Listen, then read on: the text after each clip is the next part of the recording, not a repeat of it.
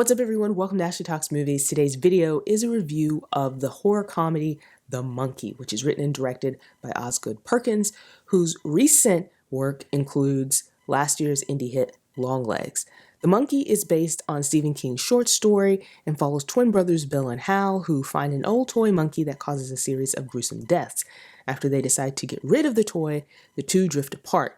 But 25 years later, a new series of deaths begin, forcing the estranged brothers to confront their past. Before I jump into the review, do me a favor, like, comment, and subscribe so you don't miss any of the videos I post here on the channel.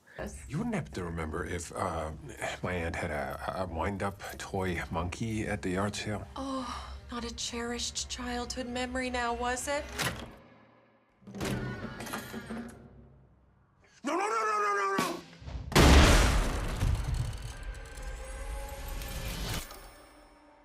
The coroner said it was an accident, but it was no accident. So the main thing you should know about The Monkey is that it is a movie that doesn't take itself too seriously at all.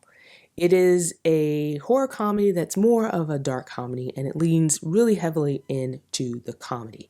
It is off the walls, bonkers, over the top, with some really gruesome deaths that are mostly played for laughs. So basically you have these two brothers who find a wind-up toy monkey left behind by their father, who is absent, and they realize that when they wind up this toy, people around them start dying, and it's completely random. They don't know who's gonna die or when that person is going to die.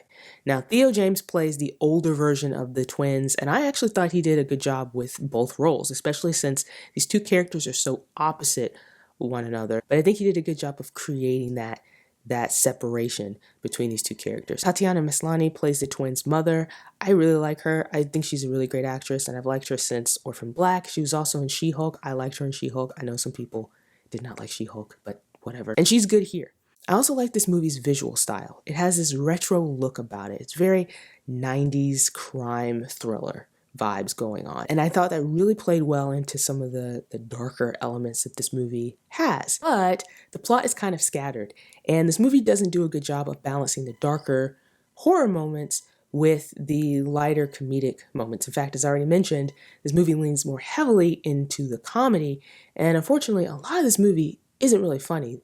The deaths are played for laughs, and that mostly works. The deaths are random, they happen randomly, and each death, as the movie goes on, gets more and more like absurd and over the top and ridiculous in how it's shown. And so, for the most part, the comedy there works, and then there are times that it doesn't. Sometimes there are jokes that don't land, sometimes there are scenes that are very awkward because it's trying so hard to be funny, but it's not.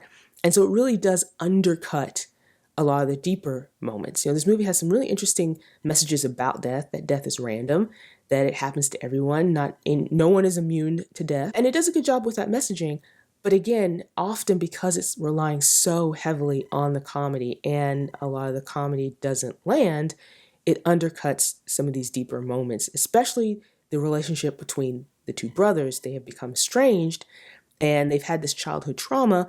Plus, they also are dealing with generational trauma, and the movie doesn't really seem interested in doing more with that, even though it does set it up, but it doesn't really explore it. Also, there were certain scenes that should have been more intense that just weren't. So as the movie goes on, it just starts to feel really tedious. Some of it feels repetitive, and the final act just really falls flat. So again, there were certain parts of this movie that I enjoyed. I did like the things that I mentioned. I did like the performances. I thought the movie had a really interesting visual style, and I did like the messages that it had about death, but ultimately it just didn't really work for me. I thought the movie was okay, and I think if you were going into this movie understanding that it is more of a dark comedy that relies more on the comedy side of things, and also, if you go into this movie expecting some really bloody, gruesome deaths, and that's all you really want, you're going to be satisfied. If you want anything more than that, I don't think you're really going to find that here. So anyway, those are my thoughts on The Monkey. If you've seen the movie, let me know what you think in the comments. While you're here, like and subscribe, and stick around for more videos like this.